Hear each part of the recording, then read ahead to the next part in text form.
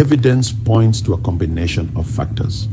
Climate change causing reduced Nile floods, overextension of resources on monument building, and growing power of provincial nomarchs who challenged royal authority. Egypt fragmented into competing regions.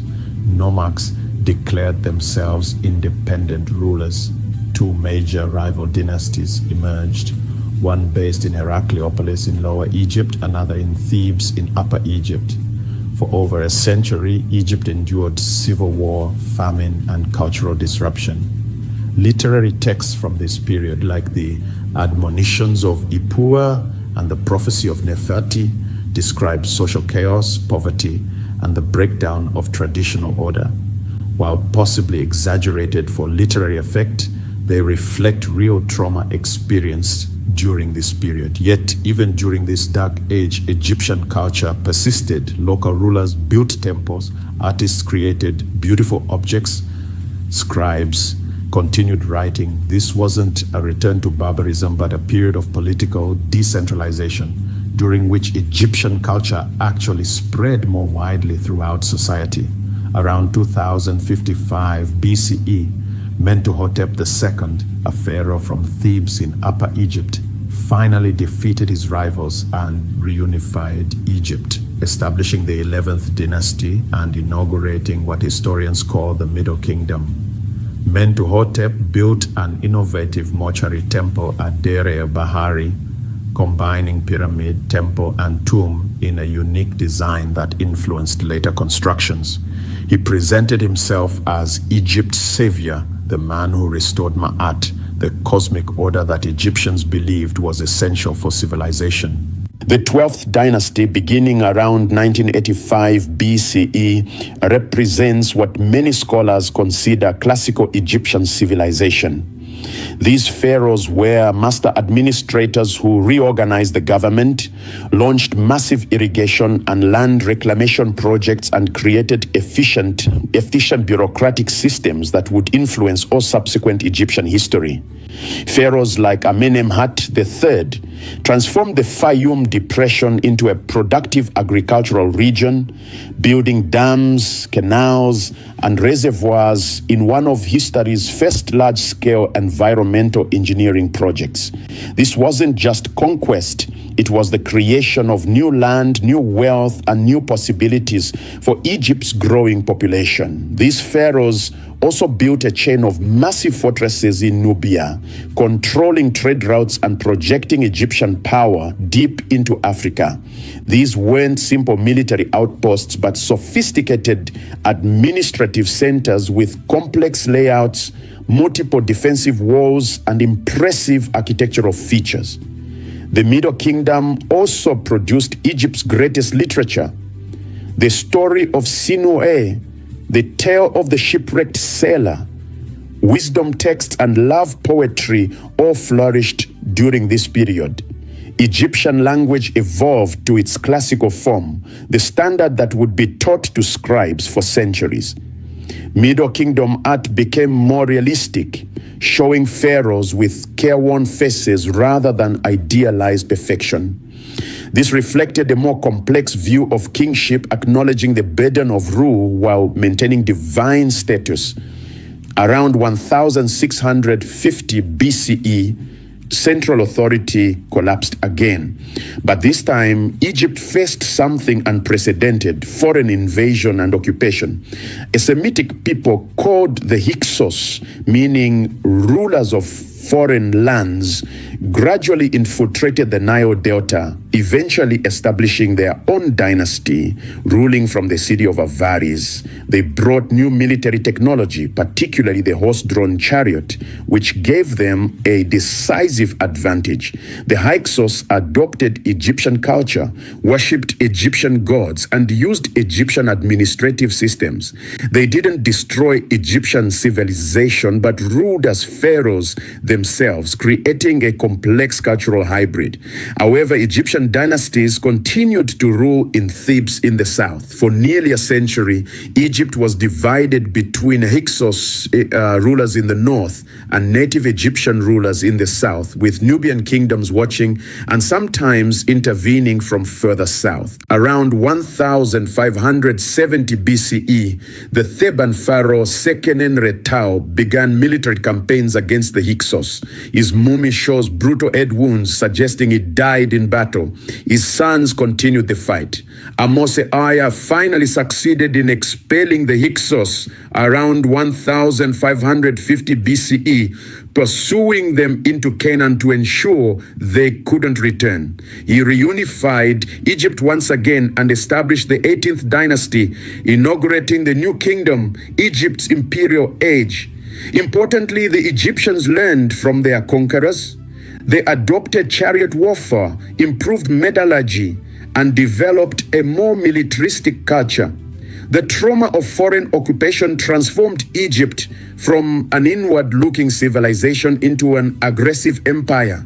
Through military campaigns north into Syria, Palestine, and south into Nubia, they created the largest territory Egypt would ever control, stretching from the Euphrates River to the fourth cataract of the Nile. Thutmose III, who reigned from approximately 1479 to 1425 BCE, was Egypt's greatest military strategist, personally leading 17 campaigns, conquering numerous cities, and establishing Egyptian dominance throughout the Near East. He's been called the Napoleon of ancient Egypt, though perhaps Napoleon should be called the Thutmose of France. Egypt became fabulously wealthy.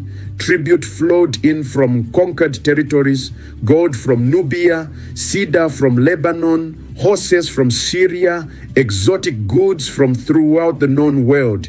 Egypt's pharaohs corresponded as equals with the kings of Babylon, Assyria, and the Hittites. But perhaps the most remarkable pharaoh of this dynasty was Hatshepsut, one of the few women to rule Egypt as pharaoh rather than queen.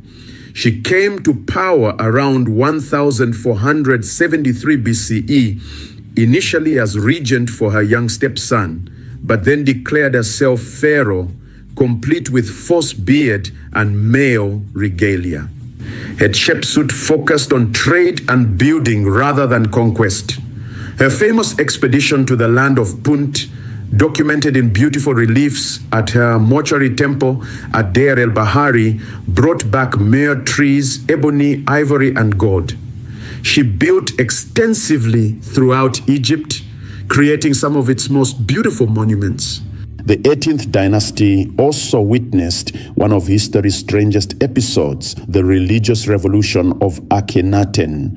Around 1353 BCE, this pharaoh abandoned traditional Egyptian polytheism, declaring that only one god existed, Aten, the sun disk. He moved the capital to a new city, Akhetaten, modern Amarna, and attempted to erase the old gods from Egyptian consciousness.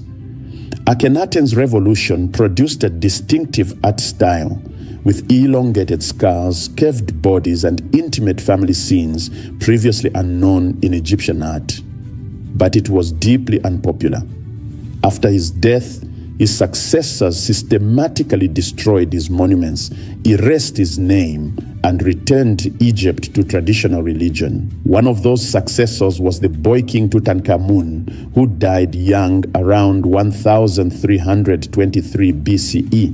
Though relatively unimportant in his own time, his intact tomb, discovered in 1922, gave the world its most complete glimpse of royal burial practices and New Kingdom wealth. The 19th dynasty produced Egypt's most famous pharaoh, Ramesses II, known as Ramesses the Great, who reigned for an astonishing 66 years from 1279 to 1213 BCE. Ramesses was Egypt's greatest builder, constructing more monuments, statues, and temples than any other pharaoh. His colossal statues dominated the landscape. His cartouches appeared on buildings throughout Egypt, and his mortuary temple, the Ramesseum, was among the largest ever built. His greatest achievement was Abu Simbel, carved directly into a mountainside in Nubia. 4 massive seated statues of Ramesses, each 67 feet tall, guard the entrance to a temple that extends 180 feet into the rock. Twice a year, on specific dates, sunlight penetrates deep into the temple to illuminate statues of the gods in the inner sanctuary, a feat of astronomical and architectural precision. Ramesses also fought the Hittite Empire at the Battle of Kadesh around 1274 BCE, one of the largest chariot battles in history. Though Ramesses claimed total victory in his inscriptions, the battle was actually a stalemate. What's more significant is what followed, the first recorded peace treaty in human history, establishing recognized borders and mutual defense obligations between Egypt and the Hittites. Ramesses lived into his 90s, outliving many of his children and wives. His mummy, discovered in a cache of royal mummies in 1881, shows an elderly man with red hair, arthritic joints, and evidence of dental disease. Even in death, his presence commands respect. But maintaining an empire proved expensive. Later, New Kingdom pharaohs struggled with economic problems, inflation, administrative corruption, and the constant need to defend distant territories. The great building projects became smaller, less frequent, less impressive. Around 1200 BCE, a catastrophe struck the entire eastern Mediterranean. Mysterious groups, collectively called the Sea Peoples, destroyed kingdoms throughout the region. The Hittite Empire collapsed completely. Many Canaanite cities were burned. Egypt barely survived, with Ramesses III fighting off multiple invasions. Ramesses III successfully defended Egypt, but at enormous cost. His reign marked the last period of significant Egyptian power. After his death, Egypt entered a period of slow decline, with the empire gradually fragmenting. The high priests of Ammon in Thebes controlled the south, while various dynasties ruled the north from cities like Tanis. At times, Egypt had multiple pharaohs simultaneously, each claiming legitimacy. Libyan military commanders who had settled in Egypt gradually gained power, eventually establishing their own dynasties. These Libyan pharaohs adopted Egyptian culture completely, proving once again that Egyptian civilization was defined by culture, not ethnicity. The Nubian Renaissance, the 25th dynasty. But the most remarkable development came from the south. The kingdom of Kush in Nubia, which had maintained Egyptian cultural traditions even when Egypt itself declined, invaded and conquered Egypt around 747 BCE. The Nubian pharaohs of the 25th dynasty, particularly Taharqa, presented themselves as restorers of true Egyptian tradition. The message is clear. Through military conquest, the two lands have become one. Nama established his capital at Memphis, strategically located at the junction between Upper and Lower Egypt. From here, he could control both regions, monitor the crucial trade routes, and project power in all directions. With this act, ancient Egypt as we know it was born, and the age of the pharaohs began. But Nama wasn't just a king in the ordinary sense. He established a concept that would define Egyptian civilization for 3 millennia, the pharaoh as living God. The pharaoh wasn't merely appointed by the gods, he was a god incarnate, specifically the living embodiment of Horus, the falcon-headed sky god. This concept of divine kingship has deep African roots. Throughout the continent, from ancient Kush to medieval Mali, from great Zimbabwe to Ethiopia, African cultures recognized their rulers as sacred intermediaries between the human and divine realms. Egypt took this concept and developed it to its ultimate expression. Supporting the pharaoh's divine status was an increasingly powerful priesthood. These weren't simple religious officials. They were scholars, astronomers, mathematicians, and keepers of sacred knowledge. They interpreted the will of the gods, performed complex rituals, and advised the pharaoh on matters of state. The most important priests served in the temples of major deities like Ra, the sun god, Osiris, the god of the afterlife, and Ta, the creator god. But every nome, every town, every village had its local deities and local priests. Religion permeated every aspect of Egyptian life, from the grandest state ceremony to the humblest farming ritual. Behind every great pharaoh stood brilliant architects and engineers. Men like Imhotep, who would later serve Pharaoh Djoser in the Third Dynasty, represented a class of highly educated, highly skilled professionals who turned royal visions into stone reality. These architects understood geometry, astronomy, materials, science, and logistics. They commanded vast workforces, organized supply chains stretching hundreds of miles, and solved engineering problems that still impress us today. They were the unsung heroes of Egypt's golden age. Perhaps no group was more important to Egyptian civilization than the scribes. In a society where literacy was rare, scribes held enormous power. They recorded royal decrees, calculated taxes, documented legal proceedings, copied religious texts, and maintained the historical records that allow us to know this story today. Becoming a scribe required years of training, learning thousands of hieroglyphic symbols, mastering several scripts, and understanding mathematics, law, and religious texts. But the reward was significant. Scribes could rise to positions of great authority regardless of their birth status. It was one of the few paths to social mobility in ancient Egypt.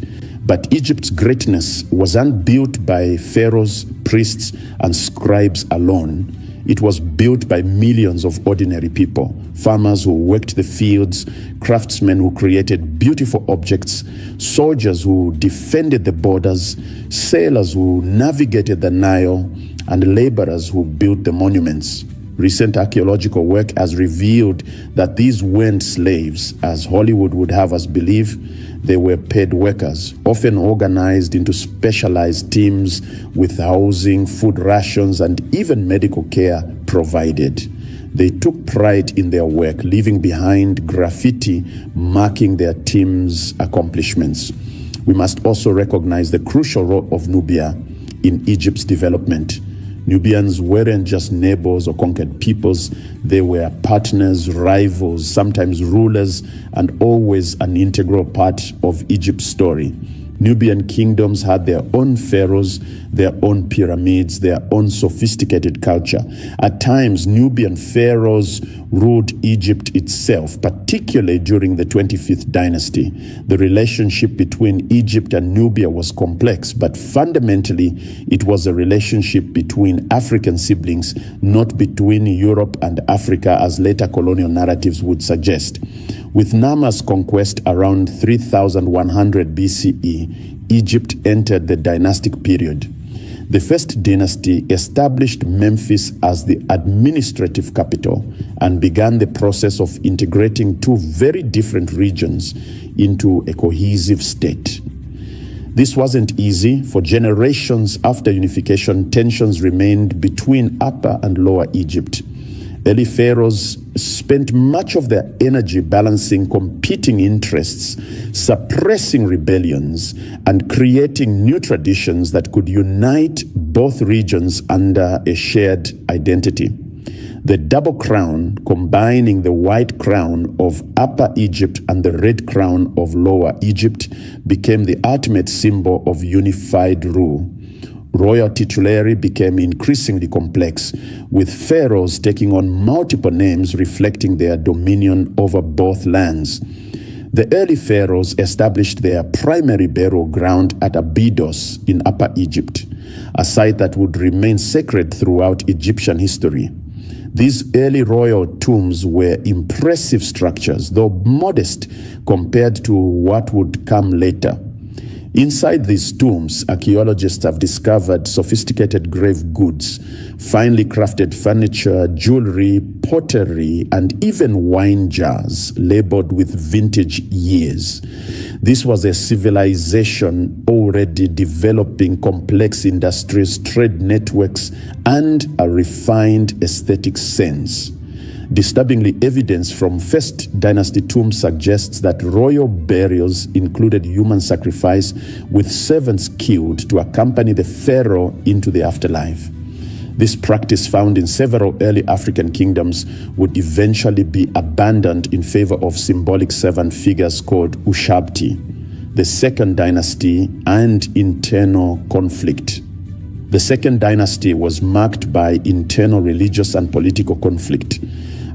Some pharaohs of this period took names associated with Set, the god of chaos and the desert, rather than Horus, suggesting a power struggle between different factions or regions.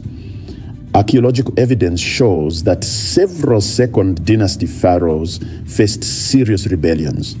Some monuments were deliberately damaged. Some records were erased, suggesting violent political upheavals. Egypt's unity was still fragile, still being tested. The last pharaoh of the Second Dynasty, Khasekemwy, managed to restore unity, taking a name that meant the two powers appear. His reign marked a turning point, setting the stage for Egypt's first true golden age. Around 2670 BCE, Pharaoh Djoser commissioned a tomb unlike any seen before. His architect Imhotep created the Step Pyramid at Saqqara, the world's first large-scale stone building and the prototype for all pyramids to come. The Step Pyramid started as a traditional mastaba tomb but was expanded upward in stages, creating a 6-layered structure rising over 200 feet high. It was surrounded by a complex of temples, courtyards, and ceremonial buildings, all enclosed within a massive limestone wall. Imhotep himself would be remembered as one of history's greatest geniuses, later deified as a god of wisdom and medicine.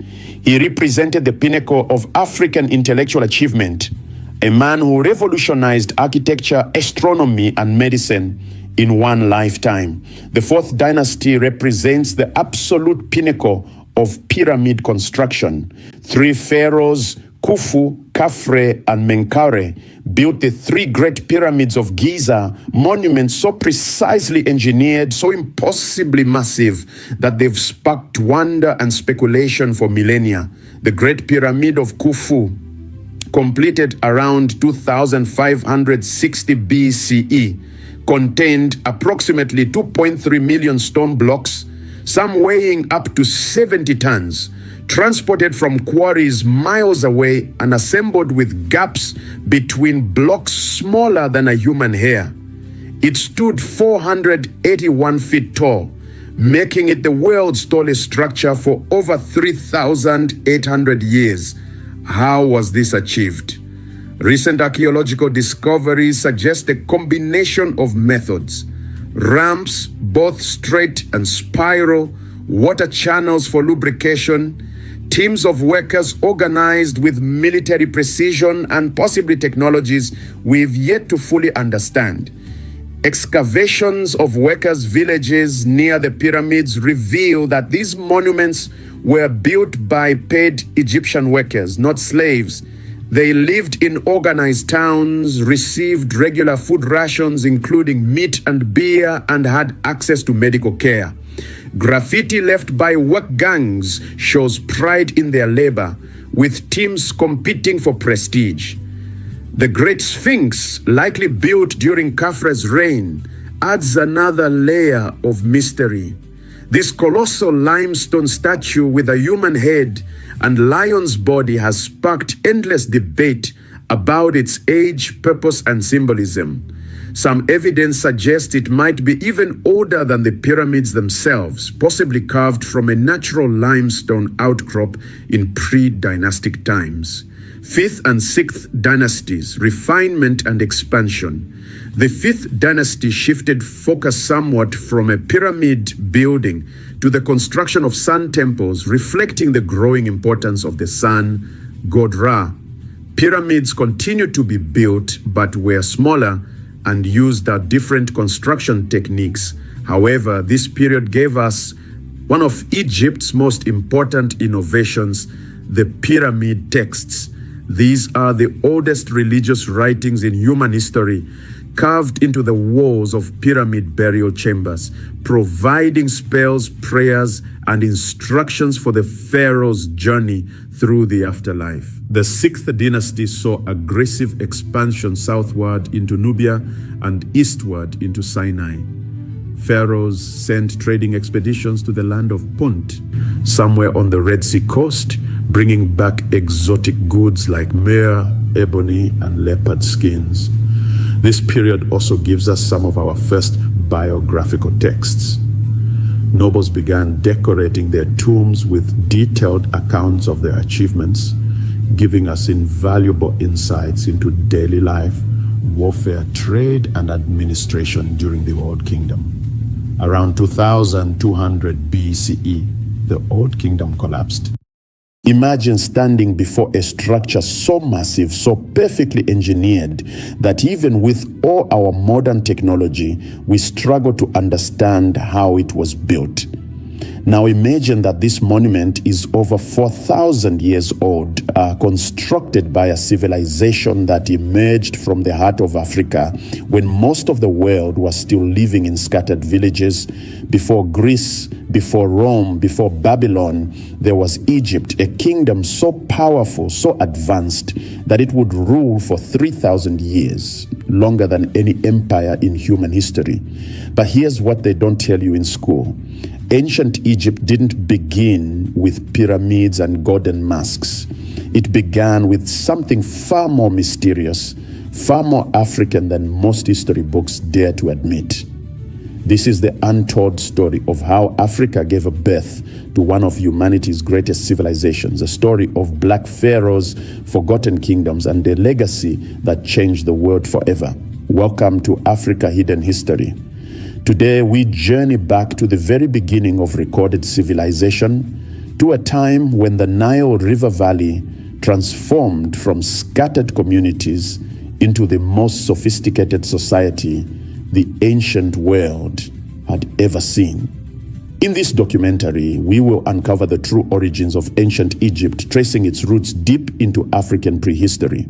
We'll explore how the first pharaohs united a divided land, how they built monuments that still defy explanation, and how they created systems of writing, medicine, mathematics, and governance that would influence every civilization that came after. But this isn't just a story about pyramids and mummies. This is a story about African innovation, African spirituality, and African power. We'll examine the evidence that mainstream historians often overlook, the connections between ancient Egypt and other African civilizations, and the deliberate erasure of Egypt's African identity in modern scholarship. We'll meet the pharaohs who ruled as living gods, the priests who guarded sacred knowledge, the architects who built for eternity, and the ordinary people who made it all possible. We'll witness the rise of dynasties, the construction of immortal monuments, and the creation of a culture so influential that its echoes still resonate 5,000 years later. By the end of this journey, you'll understand not just how ancient Egypt rose to greatness, but why this story matters today. You'll see how Africa didn't just contribute to world civilization. Africa created the very foundation upon which all other civilizations were built.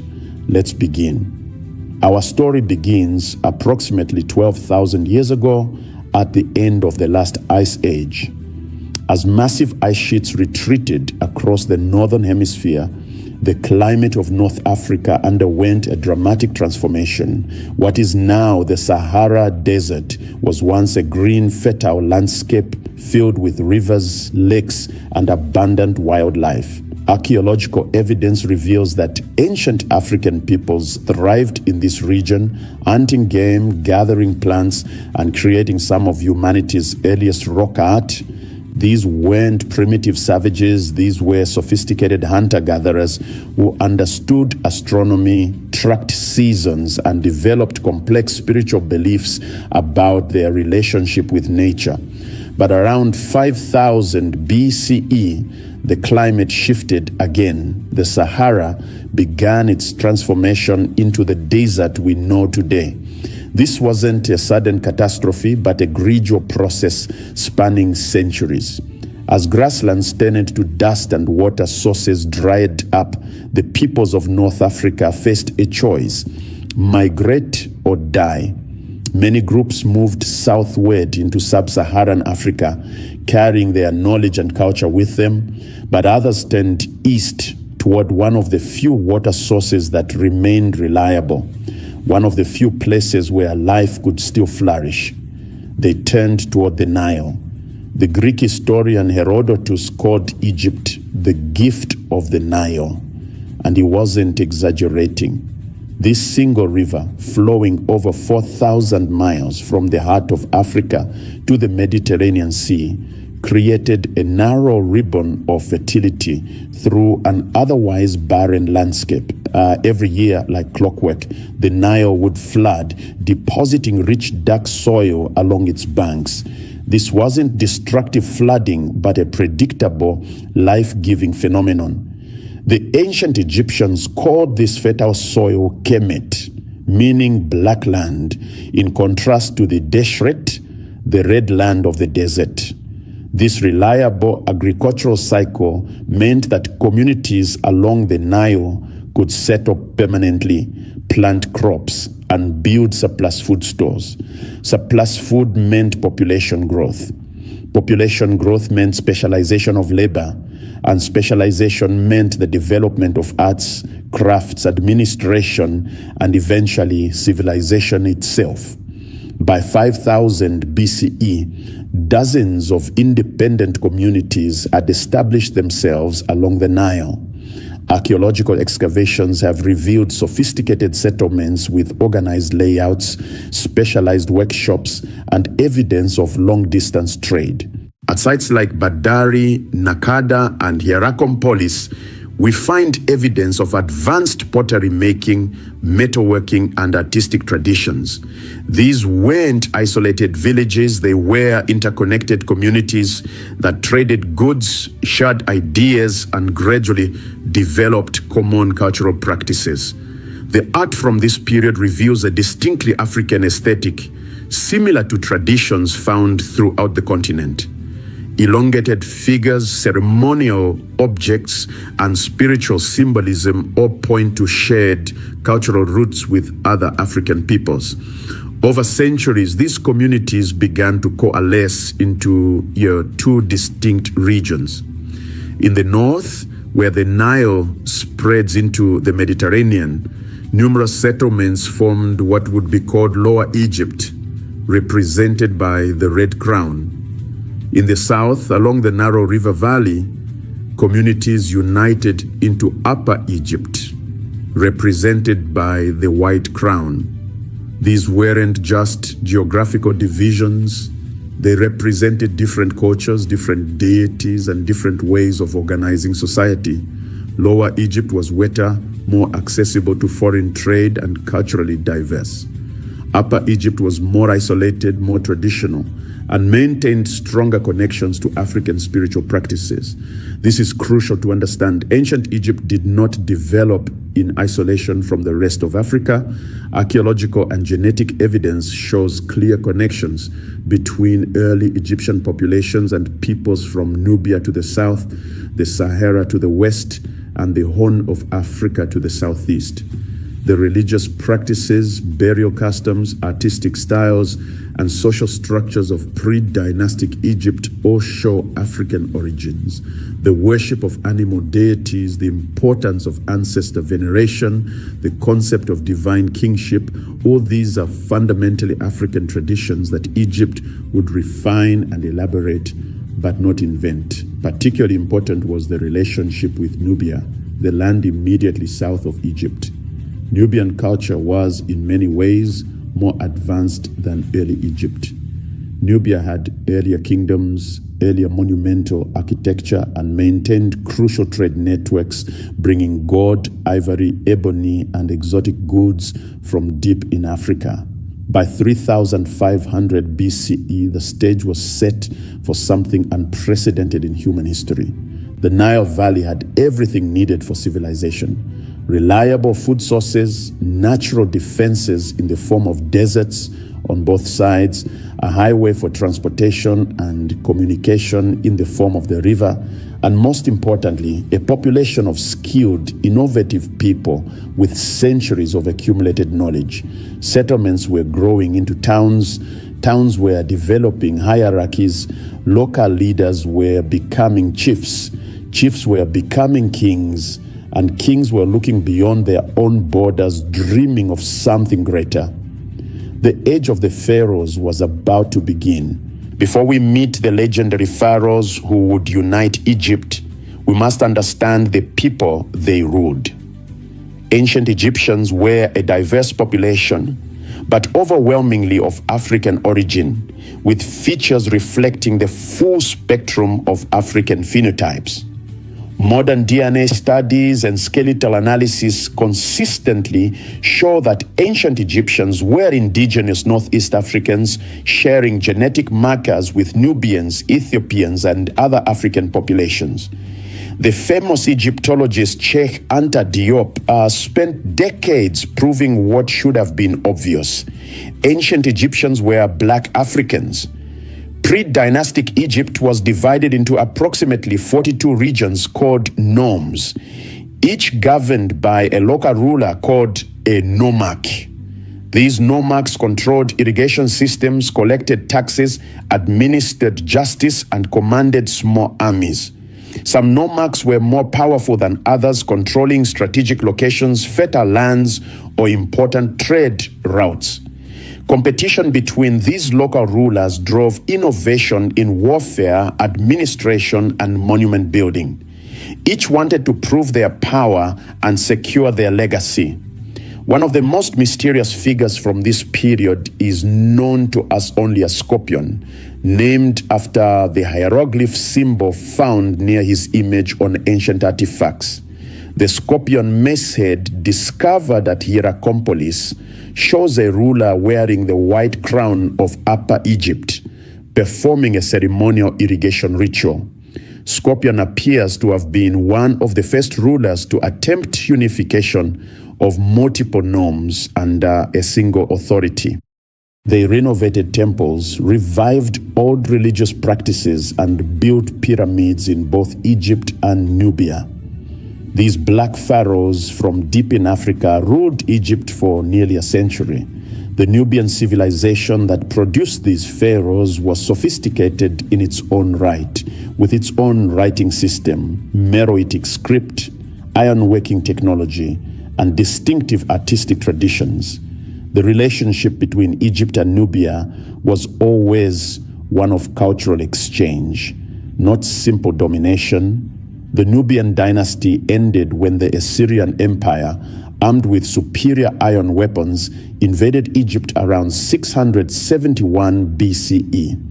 After brutal warfare, the Nubians withdrew to their homeland in the south, where their civilization would continue to flourish for another 1,000 years.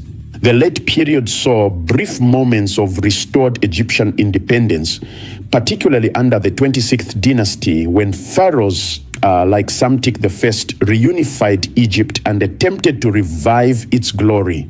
But Egypt was now surrounded by greater powers and could never again achieve its former dominance. In 525 BCE, the Persian Empire conquered Egypt, making it a province of the largest empire the world had yet seen. Some Persian rulers respected Egyptian culture and ruled as pharaohs. Others were brutal and exploitative.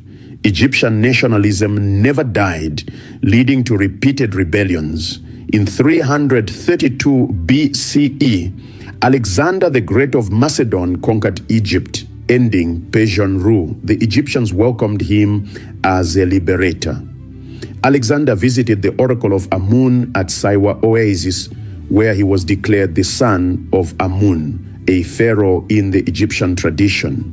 Alexander founded Alexandria, which would become one of history's greatest cities, a center of learning, trade, and culture that blended Egyptian, Greek, and Near Eastern influences. When Alexander died in 323 BCE, his general Ptolemy took control of Egypt, establishing the Ptolemaic dynasty. The Ptolemaic period, Greek pharaohs, the Ptolemies ruled Egypt as pharaohs for nearly 3 centuries, from 323 to 30 BCE. They adopted Egyptian royal regalia, built temples to Egyptian gods, and maintained many Egyptian traditions, while simultaneously promoting Greek culture and language. They made Alexandria a beacon of learning, establishing the Great Library and the museum, where scholars from throughout the Mediterranean world studied, conducted research, and expanded human knowledge. This was the city where Euclid wrote his geometry, where Eratosthenes calculated Earth's circumference, where the Septuagint translation of the Hebrew Bible was created. The last Ptolemaic ruler and the last pharaoh of independent Egypt was Cleopatra VII. Contrary to popular belief, Cleopatra was an intellectual and a skilled politician who spoke multiple languages, including Egyptian, the first Ptolemaic ruler to do so in centuries. Her relationships with Julius Caesar and Mark Antony were political alliances aimed at preserving Egyptian independence against Roman expansion. She nearly succeeded, but the Battle of Actium in 31 BCE ended her hopes. Rather than be paraded through Rome as a captive, she chose death, reportedly by snake bite, in 30 BCE. With Cleopatra's death, Egypt became a Roman province. The age of the pharaohs, which had lasted over 3,000 years, finally ended. For centuries, Western scholarship has systematically denied or minimized Egypt's African identity. European and American museums, textbooks, and popular media have consistently depicted ancient Egyptians as white or Middle Eastern, despite overwhelming evidence to the contrary.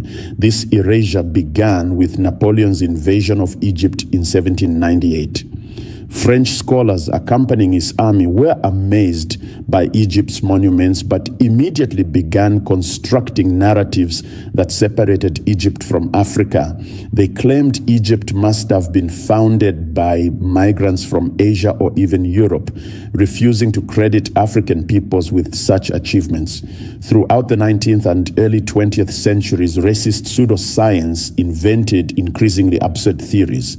Ancient Egyptians were a lost white race. They were descended from Atlanteans. They came from a sunken continent. Anything but the obvious truth that they were indigenous Africans. Modern genetic studies consistently show that ancient Egyptians were indigenous Northeast Africans, closely related to modern Ethiopians, Somalis, and Sudanese populations. Skeletal analysis shows African features. Artistic depictions in tombs show people with dark skin, particularly in Nubian contexts. African scholars, particularly Senegalese physicist and historian Cheikh Anta Diop, spent decades proving Egypt's African identity through linguistic analysis, melanin testing of mummies, cultural comparisons, and historical documentation.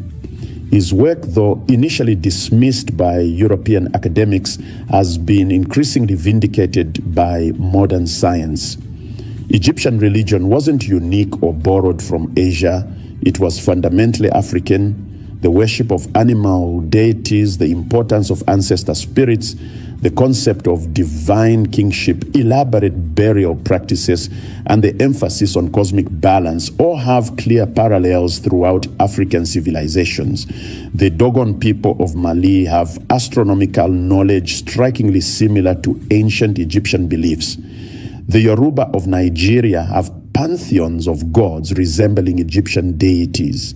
The concept of Ma'at, cosmic balance, appears throughout African philosophical traditions.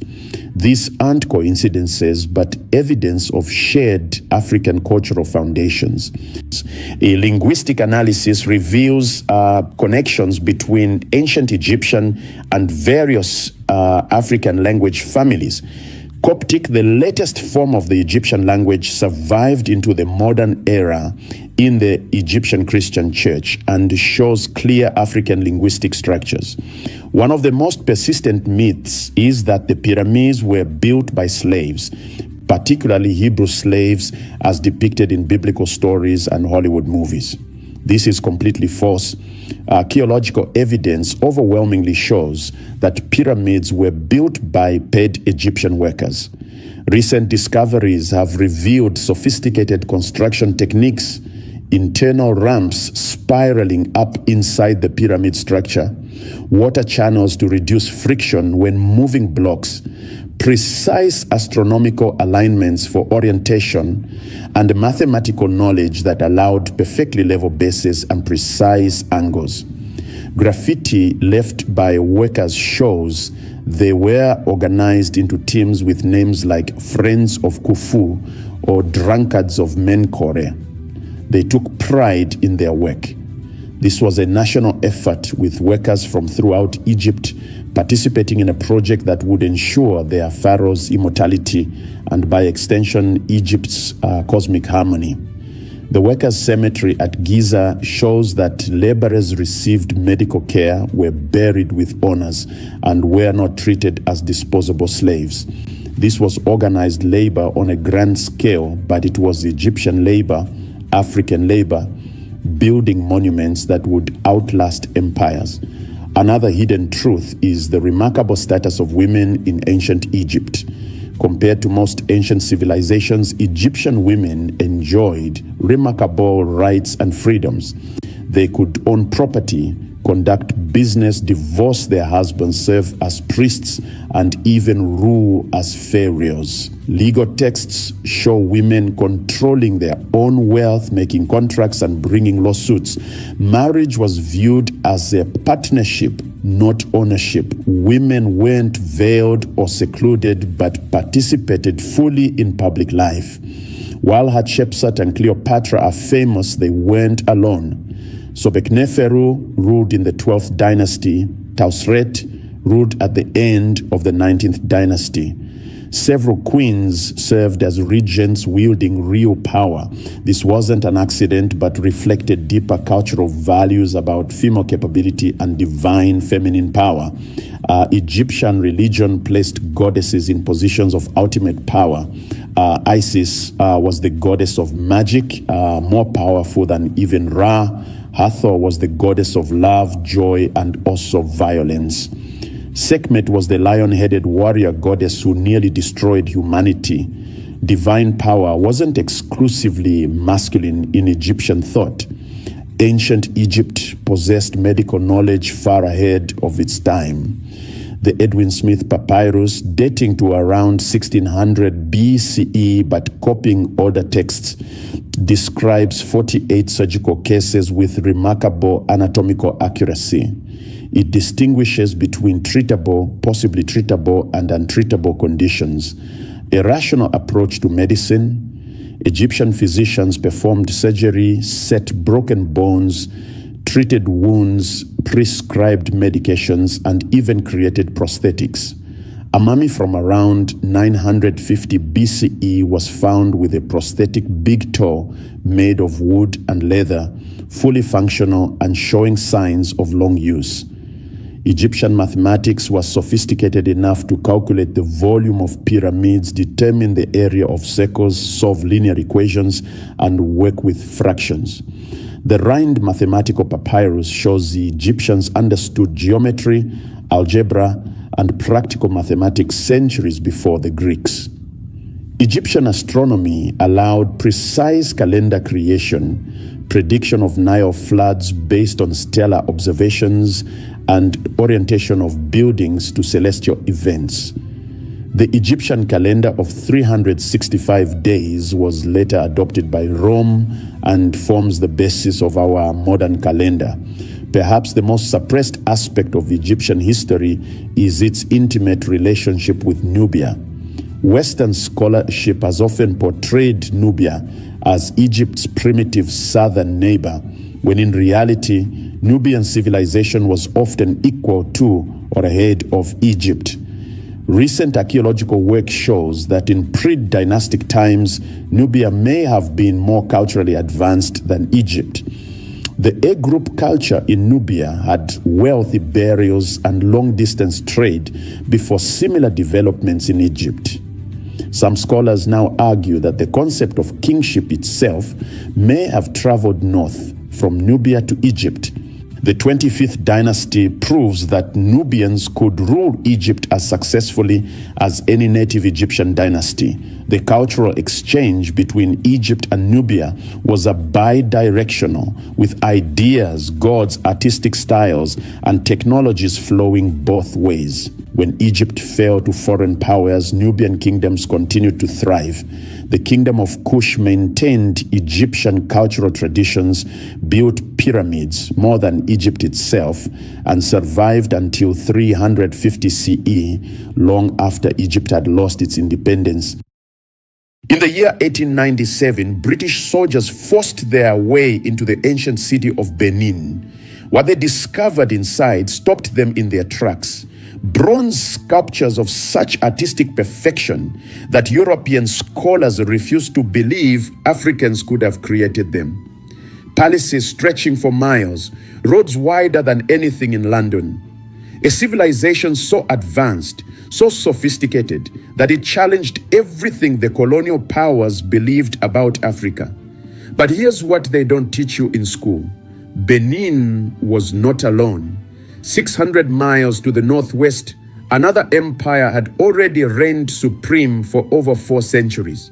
The Oyo Empire, a military superpower that commanded cavalry forces larger than most European armies. An economic giant that controlled trade routes stretching across West Africa. A political system so complex it would inspire modern concepts of checks and balances. These weren't primitive kingdoms waiting to be civilized. These were world powers, and their stories reveal a truth that was deliberately buried. Africa didn't need saving. Africa was thriving. This is the hidden history of the Oyo and Benin empires. For centuries, the narrative about pre-colonial Africa has been controlled by those who conquered it. We were told that Africa had no history before European contact. No complex societies, no sophisticated governance, no achievements worth remembering. But the archaeological evidence tells a radically different story. Today, we are going to explore 2 of West Africa's most powerful empires, the Oyo Empire and the Kingdom of Benin. These weren't small tribal societies. These were vast organized states with populations in the millions, armies that numbered in the tens of thousands, and political systems that rivaled anything in Europe or Asia. We'll journey through their rise to power in the forests and savannas of what is now Nigeria. We'll witness their golden ages when art, culture, and commerce flourished. We'll examine their complex governmental systems, their military innovations, and their economic dominance. But most importantly, we'll uncover how these empires resisted colonialism, how they were ultimately dismantled, and why their stories were systematically erased from global history. By the end of this documentary, you will understand why the colonizers feared these empires. You'll see why they had to destroy not just the political structures, but the very memory of African greatness. Because remembering Oyo and Benin means confronting an uncomfortable truth. The African dark continent narrative was always a lie designed to justify conquest.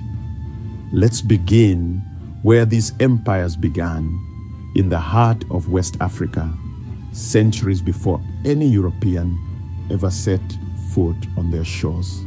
One picture, West Africa in the 14th century. This is not the Africa of colonial imagination, empty, wild, uncivilized. This is a region already ancient with human activity, crisscrossed by trade routes thousands of years old, home to cities that had risen and fallen before Rome was even founded. The region we're focusing on encompasses modern-day southern Nigeria, stretching from the Atlantic coast inland to the savanna grasslands. The geography here creates two distinct zones, and this division would shape two very different kinds of power. To the south, you have the tropical rainforest belt, dense jungle, heavy rainfall, humid conditions. The Great Forest extends from the coast northward for about 200 miles. Rivers cut through this green expanse: the Niger Delta, the Benin River, countless tributaries creating natural highways through the vegetation. To the north, the forest gradually gives way to woodland savanna, more open territory, Guinea grass growing head-high, scattered trees providing shade. This is cavalry country where horses can thrive and mounted warriors can charge across open ground. These two geographical zones would give birth to two different imperial models.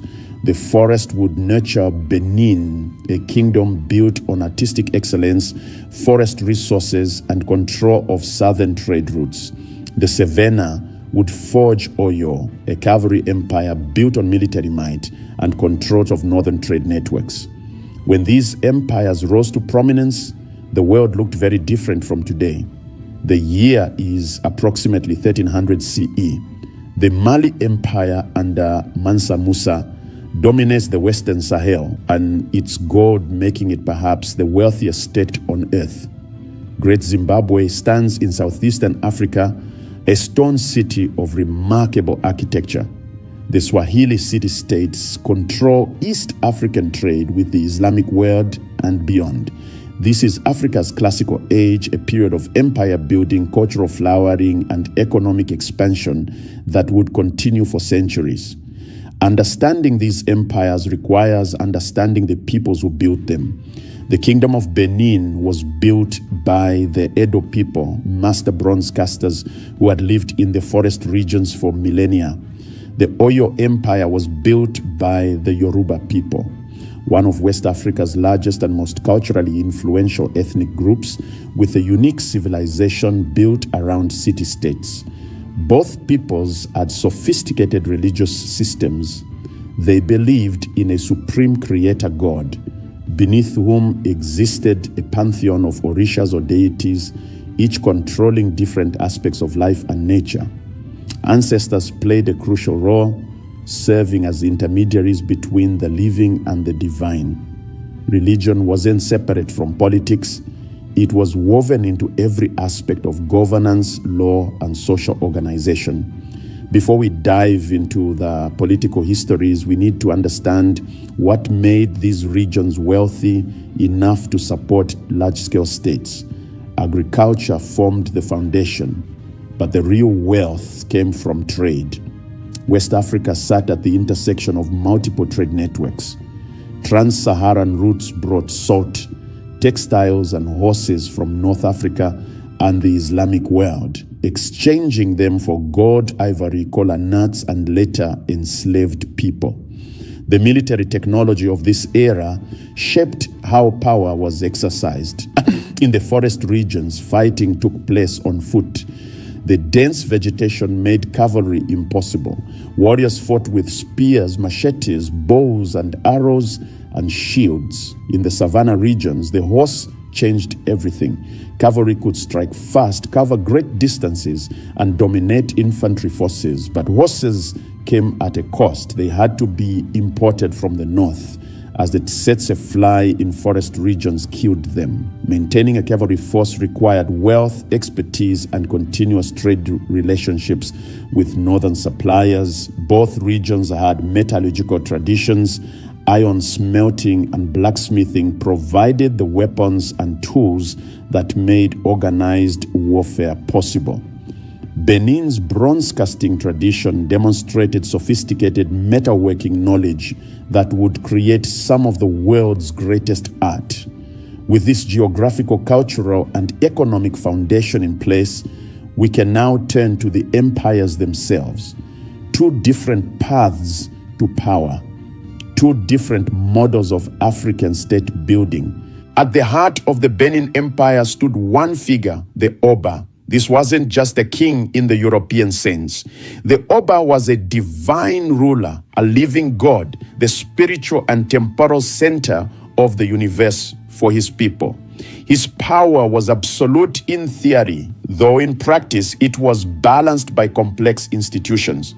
The dynasty that we'll focus on begins with Oba Eward the Great, who ruled approximately from 1440 to 1473. Before Ewara, Benin was already an established kingdom, but he transformed it into an empire. Surrounding the Oba were the palace chiefs, known as the Uzama, hereditary nobles who claimed descent from the original founders of the kingdom. They held significant power, particularly in choosing new Obas. Then came the town chiefs, appointed by the Oba himself from among commoners who had distinguished themselves. The Ioba, or Queen Mother, held her own power center. She maintained her own palace, controlled her own villages, and served as a crucial advisor to the Oba. The position was established by Oba Ezigi in the early 16th century to honor his mother Idia, who had helped him win a succession war. What made Benin unique among African empires was its extraordinary artistic tradition, organized through craft guilds. The Bronze Casters Guild worked exclusively for the palace, creating the famous Benin bronzes that would later astound European audiences. These weren't primitive artifacts, they were sophisticated lost wax castings that rivaled anything produced in Renaissance Europe. Now we shift northward to Oyo, where power was structured very differently. The ruler of Oyo bore the title Ala-Afin, meaning owner of the palace. Like the Oba of Benin, the Ala-Afin was considered semi-divine, but the Ala-Afin's power, while immense, was more constrained by constitutional checks than the Obas. The Oyomesi were a council of 7 high chiefs who served as the kingmakers and the primary check on royal power. These weren't merely advisors, they held real power. The Oyomesi could reject an Ala-Afin's decisions. More dramatically, they could order an Ala-Afin to commit ritual suicide if they determined he had failed in his duties or lost the favor of the gods. The leader of the Oyomesi was the Bashorun, essentially a prime minister. The Bashorun commanded the army when the Ala-Afin did not personally lead it. This constitutional structure created a fascinating balance of power. The Ala-Afin held religious authority and controlled the vast palace bureaucracy. The Oyomesi held military power and the ultimate sanction of removal. Oyo's true distinctive feature was its cavalry. The Are Onakakanfo was the supreme military commander, appointed by the Ala-Afin but required to live outside the capital. This position came with a harsh rule. The Are Onakakanfo was forbidden to return to the capital except in victory. If he lost a major battle, he was expected to commit suicide. The cavalry itself was divided into specialized units. Heavy cavalry armed with spears and protected by quilted armor. Light cavalry serving as scouts and skirmishers. Mounted archers who could fire from horseback. By its peak, Oyo could field 10,000 mounted warriors, the largest cavalry force in West African history. By the late 15th century, a new set of actors entered the West African stage, European merchants. Portuguese traders first, followed by Dutch, British, French, and others. Initially, these Europeans were supplicants, not conquerors.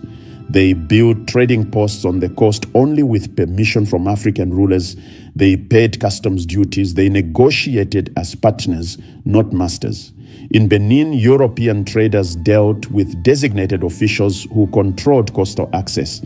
Europeans seeking to trade with Benin had to present gifts, observe proper protocols, and accept Benin's terms. Both empires developed sophisticated merchant classes who operated the long-distance trade networks. These weren't small-time traders. The wealthiest merchants commanded resources that rivaled minor nobles. They employed large numbers of people, owned significant property, and wielded considerable political influence. With these key figures and groups established, the divine rulers, the aristocratic counselors, the military commanders, the skilled artisans, the merchants, and the foreign traders, we can now turn to the chronological story of how these empires rose, flourished, and eventually faced the challenge of European colonialism. The story of Benin begins in mythology. According to oral tradition, the Edo people sent a delegation to Ile-Ife, the holy city of the Yoruba, requesting a prince to establish a new dynasty. The result was Eweka I, who became the first Oba of the new dynasty around 1180 CE. But it was Oba Ewar the Great, around 1440, whose reign would transform Benin from a regional kingdom into a sophisticated empire. Ewara rebuilt Benin City according to a grand plan. He ordered the construction of massive earthwork walls and moats that would eventually encircle the city. Modern archaeology has revealed that the Benin walls formed the largest earthwork complex in the world, stretching for over 16,000 kilometers. When all the connected sections are measured, they required moving more earth than the Great Pyramid of Giza. Within these walls, Eware laid out broad avenues in a grid pattern. He expanded the royal palace into a vast complex of courtyards, apartments, galleries, and ceremonial spaces. European visitors in later centuries would compare Benin City favorably to Amsterdam or Lisbon. Eware also established the tradition of royal bronze casting. He commissioned magnificent bronze plaques to cover the palace pillars, depicting historical events, battles, and ceremonial occasions. These bronzes served as visual records of royal history and expressions of royal power. While Benin was flourishing in the forest, Oyo was struggling in the savannah. In the late 15th century, Oyo faced invasion by the Nupe kingdom from the northeast. The Nupe had cavalry, Oyo did not. The result was catastrophic. The Nupe overran Oyo, forcing the Alaafin and his people into exile. But the Oyo people in exile learned crucial lessons. They learned about cavalry warfare from the Bogo people who hosted them. They established trade connections that would allow them to acquire horses. They developed military tactics suited to savanna warfare. Around 1535, the Oyo people returned transformed. They now possessed cavalry forces trained and equipped to fight on the open grasslands. The returning Oyo army recaptured their homeland and immediately launched a campaign of expansion that would continue for 2 centuries. The cavalry made the difference. Oyo developed the largest cavalry force in West African history. No army in the forest regions could stand against them in open battle. Even powerful kingdoms had to acknowledge Oyo's supremacy or face devastating raids. In 1485, Portuguese ships reached the Benin coast. The early relationship was one of diplomatic equals. Benin sent ambassadors to Portugal. Portugal sent missionaries. Trade developed, but on Benin's terms. Initially, trade focused on pepper, ivory, and palm oil, but soon a darker trade began: enslaved people. Here's where Benin's story diverges from many African kingdoms. In the 1520s, under Oba SCHOO, Benin largely withdrew from the slave trade. The kingdom found the slave trade destabilizing and not as profitable as other commerce. This decision had profound consequences. It meant Benin avoided the economic dependency on the slave trade that would corrupt and ultimately destroy many African states. The 16th century represented Benin's apex of power and cultural achievement. European visitors left detailed accounts describing a city with straight, broad avenues, some as wide as any in Europe. The palace complex stretching for miles, markets bustling with trade, a population they estimated at hundreds of thousands, making Benin City one of the largest cities in Africa. The 17th century saw Oyo transform from a regional power into West Africa's dominant empire. Under successive Alafins, Oyo launched campaigns in all directions. They conquered the kingdom of Alada on the coast. They forced numerous Yoruba kingdoms to accept tributary status. By the mid-17th century, Oyo controlled the largest empire in Yoruba land's history. The capital, Oyo-Ile, grew into a major urban center with an estimated population of 100,000 or more. The empire's reach extended about 400 miles east to west and 200 miles north to south. Oyo developed a complex system for controlling its empire. Provincial capitals were governed by ajele, administrators appointed by the Alafin. The road system was crucial, allowing cavalry to deploy rapidly to suppress rebellions. The tributary system was carefully calibrated. Vassal kings retained their thrones and local authority as long as tribute was paid. The relationship with the kingdom of Dahomey illuminates how Oyo's system worked. In 1726, Oyo cavalry invaded Dahomey after it gained control of important coastal ports. The Dahomeyan army, which included famous female warrior units, fought bravely but couldn't stop the cavalry. Oyo imposed tributary status but didn't destroy Dahomey. This arrangement worked for decades, but it contained seeds of destruction. Dahomey's economy became increasingly dependent on the Atlantic slave trade. Moreover, Dahomey slowly built up its military capabilities and acquired firearms from European traders. While Oyo was expanding dramatically, Benin was following a different trajectory. The 17th and 18th centuries saw Benin maintain its power but adopt a more conservative, inward-looking stance.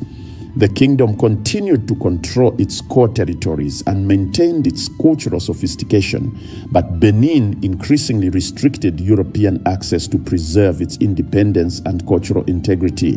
By the late 18th century, Oyo's political system was breaking down. In the 1770s, Bashorun Gaha seized effective control of the empire. He reduced a series of Alafins to powerless figureheads. Between 1754 and 1774, Gaha deposed or killed 4 Alafins. In 1774, Alafin Abiodun managed to rally support and overthrow Gaha. But the damage was done. The crisis had revealed fundamental weakness. When the checks and balances broke down, there was no mechanism to restore order except violence. Meanwhile, the Atlantic slave trade was fundamentally transforming West African economics. By the late 18th century, European demand for enslaved Africans had reached unprecedented levels. The economic incentives to participate in the slave trade became overwhelming, creating perverse incentives that militarized society and broke down trust. In the early 19th century, a religious revolution swept across the West African savannah. The Fulani Jihad, led by Usman Danfodio. By 1809, Danfodio's forces had conquered the Hausa kingdoms and established the Sokoto Caliphate. The jihadist armies then turned southward. Oyo's northern provinces came under attack. The empire that had once dominated the region now found itself on the defensive. The cavalry that had once seemed invincible now struggled to defend even core territories. The final collapse came swiftly. In 1817, Alaafin Aole faced a catastrophic situation. The Oyo Messi presented him with the parrot eggs, ordering him to commit suicide. According to tradition, Aole cursed Oyo before taking his own life. The empire disintegrated. In 1825, Fulani forces attacked and burned Old Oyo itself. The Alaafin and his people fled southward. What followed was chaos. The Yoruba civil wars. Former parts of the Oyo Empire fought each other for supremacy. These wars would continue for decades, creating exactly the weakness that European colonizers would exploit. While Oyo collapsed, Benin endured, but it too faced mounting pressures. In the early 19th century, Britain was pushing to end the Atlantic slave trade. Benin shifted focus to palm oil production. But European merchants wanted direct access, lower prices, and favorable treaties. Backed by military power, Benin resisted these pressures. The Obas maintained strict control over European access and refused to sign treaties that would compromise sovereignty. Through the mid-19th century, Benin maintained its independence, but it was an island of African autonomy in a region increasingly dominated by European power. In 1884 to 1885, European powers met in Berlin to divide Africa among themselves. No Africans attended, lines were drawn on maps, territories were assigned, the scramble for Africa was formalized, Britain claimed authority over the region around Benin. Throughout the 1890s, British officials pressured Benin to sign treaties that would make it a protectorate. Oba Ovon Ramwen refused. He maintained that Benin was an independent kingdom and would remain so. In January 1897, a British delegation led by James Phillips decided to force the issue. Despite warnings about a sacred period, Phillips marched to Benin City. His party was killed. The British response was overwhelming and brutal. They assembled a military force of 1,200 men equipped with modern weapons, Maxim guns, artillery, and rifles against Benin's muskets and traditional weapons. In February 1897, British forces advanced on Benin City. The Edo warriors fought bravely, but it was a technological mismatch. The Maxim guns could fire 600 rounds per minute. The British forces captured and burned Benin City. They deliberately destroyed the palace complex. They looted thousands of bronze plaques and sculptures, ivory carvings, and other treasures. They took this to England, where they were sold to museums and private collectors. Oba Ovon Ramwen fled, but was eventually captured. The British deposed him and sent him into exile, where he died in 1914. Benin's independence, maintained for over 6 centuries, ended in violence and plunder. The looting of Benin's treasures had profound consequences. When the Benin bronzes arrived in Europe, they caused a sensation. The artistic sophistication was undeniable. This created a problem for colonial ideology. European scholars invented absurd theories, claiming Africans couldn't have made them. The British conquest of Yoruba land was more gradual but equally complete. The Yoruba civil wars had exhausted the region. The British positioned themselves as mediators. By 1900, Britain formally declared the protectorate of southern Nigeria. By 1914, the diverse peoples of the region were subjects of the British Empire. The standard colonial narrative portrayed African societies as primitive and lacking governmental sophistication. But the reality of Oyo and Benin reveals something very different. Consider Oyo's constitutional system. The Oyo Messi could force an Alaafin to commit suicide if he failed in his duties. This concept that rulers can be held accountable and removed through institutional processes is often presented as a European innovation. But Oyo had developed similar principles independently centuries before European contact. The balance between the Ala Afin's religious authority and the Oyo Messi's political power created a system of checks and balances. Neither could act alone. This prevented the emergence of absolute tyranny.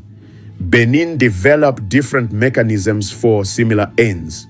The tension between hereditary nobles and appointed officials created competing power centers. The Iyoba could influence decisions independently. The craft guilds held economic power that gave them political leverage. These weren't primitive despotisms. These were sophisticated political systems that managed competing interests and created mechanisms for succession and accountability.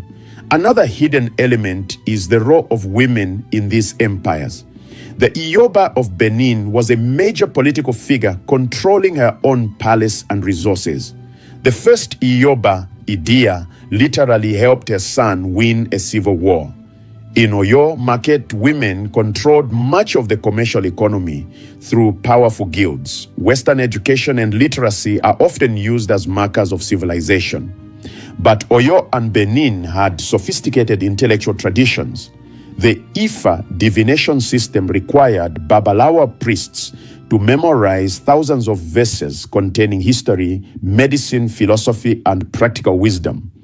This oral literature was vast and complex. Benin's bronze plaques weren't merely decorative, they were historical records that could be read by those trained in their symbolic language. The organization of craft guilds represented systematic technical education.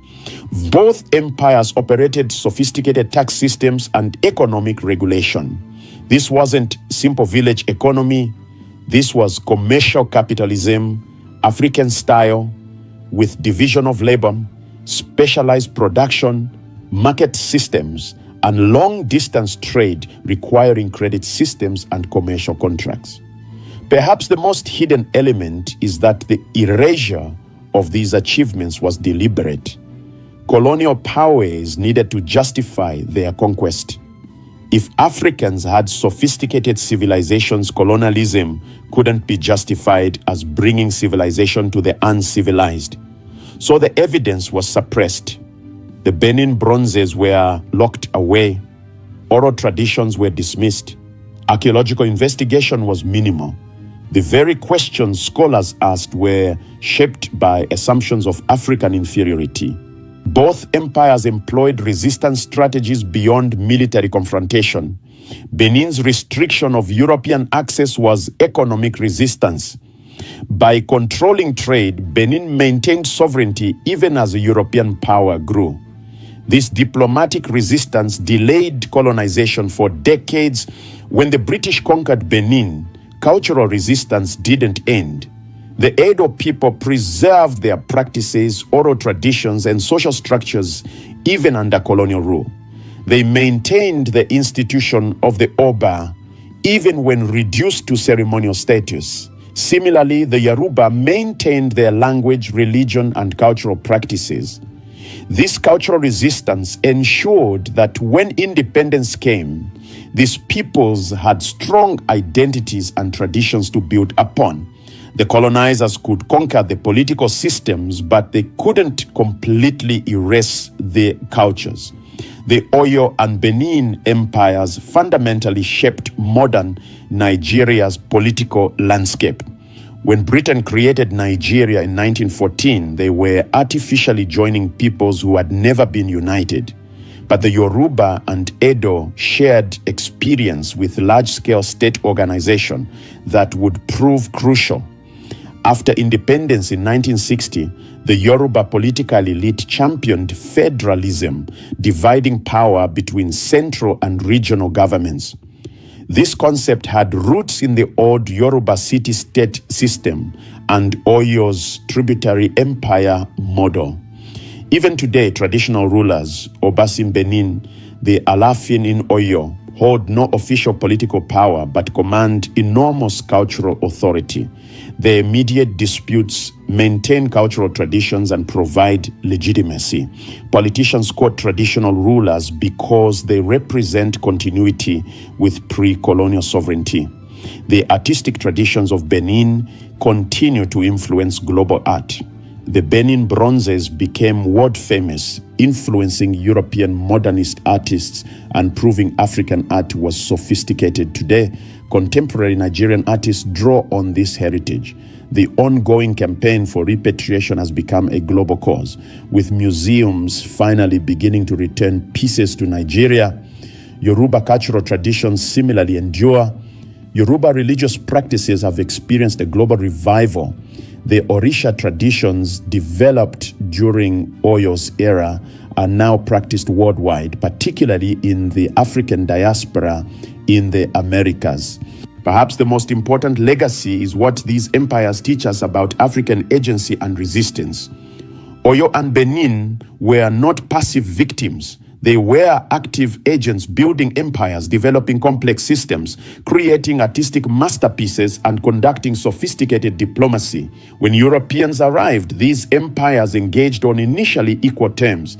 Even when European power grew overwhelming, resistance continued. The eventual conquest required overwhelming military force and technological advantage.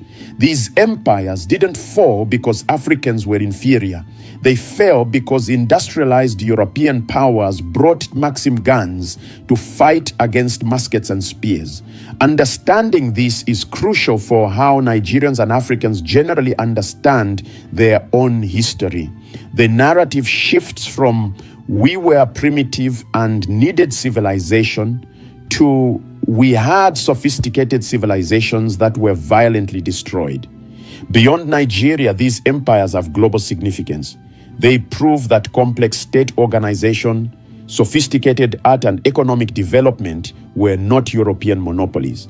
They demonstrate that the scramble for Africa was the violent conquest of established civilizations by technologically superior invaders.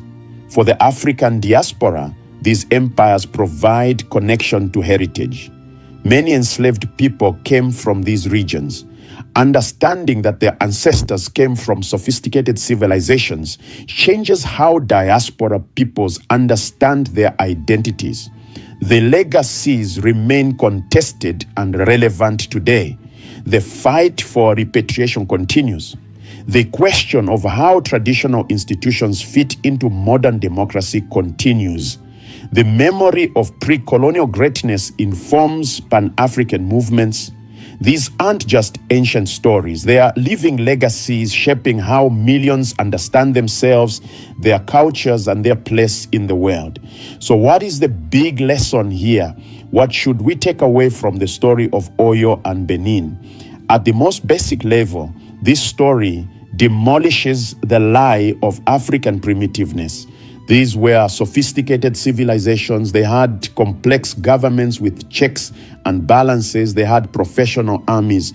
They had vibrant artistic traditions. They had the economic systems that participated in global trade networks. They had philosophical and spiritual traditions that provided meaning and order to people's lives. When Europeans claimed they were bringing civilization to Africa, they were lying. Civilization already existed. What they brought was conquest, exploitation, and cultural destruction. But the lesson goes deeper than just correcting historical lies. These empires show us that there are multiple paths to civilization. Oyo and Benin developed political systems, artistic traditions, and economic structures that didn't look like European ones, but that worked for their contexts. The Yoruba city-state system was different from European nation-states, but it was no less sophisticated. Benin's bronze casting was different from European artistic traditions, but it was no less beautiful or technically accomplished. The colonial assumption was that there was one right way to organize society, one right way to create art, one right way to govern, and that way was European. Everything else was primitive, backwards, inferior. But Oyo and Benin proved that assumption wrong. Human beings in different environments with different resources and challenges will create different solutions. Diversity of approach is a strength, not a weakness. There is no single civilization. There are civilizations, plural, each valid in its own context. Another crucial lesson is about the nature of conquest and historical memory. These empires didn't fall because they were weak or inferior. They fell because they faced technologically superior invaders at a moment of internal weakness. Oyo was torn apart by civil war and external invasion before Europeans colonized the fragments. Benin resisted for decades but eventually faced Maxim guns with muskets. Technology and timing matter in history. The fact that one civilization conquers another doesn't prove moral or cultural superiority. It often just proves that one side had better weapons at a particular moment, and yet the conquerors write the history. The British, who burned Benin City and looted its treasures, claimed they were ending barbarism. They portrayed the Obas as tyrants and Benin as backwards. They ignored or minimized the sophistication, the artistic achievement, the political complexity. This pattern repeated across Africa. Conquerors justified their violence by portraying their victims as primitive and savage. And for over a century, these lies became accepted truth in much of the world. Recovering the real history of empires like Oyo and Benin is therefore an act of justice. It's about giving voice to people who were deliberately silenced. It's about honoring achievements that were deliberately forgotten. It's about telling the truth after generations of lies. But perhaps the most profound lesson is about resistance and resilience. These empires fell. Their political power was destroyed. Their territories were colonized. Their peoples were subjected to foreign rule by conventional measures they lost. And yet, the Yoruba people endure. The Edo people endure. Their languages are spoken by millions. Their cultural traditions continue. Their art inspires new generations. The institutions of the Aleafin and Oba survive, transformed but unbroken. The memory of empire persists. This is a different kind of victory, not a military victory, but a cultural and spiritual one. The colonizers could conquer the kingdoms, but they couldn't destroy the peoples or completely erase their cultures. This resilience matters. It means that when independence came, these peoples had strong identities and traditions to build upon. It means that today, Nigerians can look back with pride on their ancestors' achievements. It means that the African diaspora can claim connection to sophisticated civilizations, not just victimhood and enslavement. The story of Oyo and Benin is ultimately a story about human dignity and the impossibility of completely destroying a people's spirit. Every bronze mask that is returned to Nigeria is a small victory. Every student who learns the real history of these empires is a correction of colonial lies. Every time someone says Africa had great civilizations before colonialism, they are honoring the memory of Oyo and Benin. These empires matter not just as historical curiosities, but as proof that African peoples have always been creative, capable, and fully human. That shouldn't need proving, but after centuries of dehumanization, the proof matters. The kingdoms fell, the memory endures, and in that endurance lies hope. Not just for understanding the past, but for building a future where all civilizations are recognized as equally valid expressions of human creativity and achievement. The story of the Oyo and Benin empires is one of many hidden histories across the African continent. From the stone cities of Great Zimbabwe to the scholarly traditions of Timbuktu, from the coastal kingdoms of the Swahili to the highland civilizations of Ethiopia, Africa's past is filled with achievements that challenge everything we were taught about history. But these stories remain hidden only because they haven't been widely told. And that's where you come in. If this documentary opened your eyes to African history you never learned in school, hit that subscribe button. We're going to keep uncovering these hidden histories. One empire, one kingdom, one achievement at a time. Like this video, if you want to see more content about pre-colonial African civilizations, leave a comment telling us which African empire or kingdom you want us to cover next. The Songhai Empire, the Kingdom of Congo, the Ashanti, Great Zimbabwe. Let us know. Share this video with someone who needs to know that Africa's history is rich, complex, and worthy of study. Every share helps correct the false narratives that have dominated for too long. Next time, we'll explore another chapter in Africa's hidden history.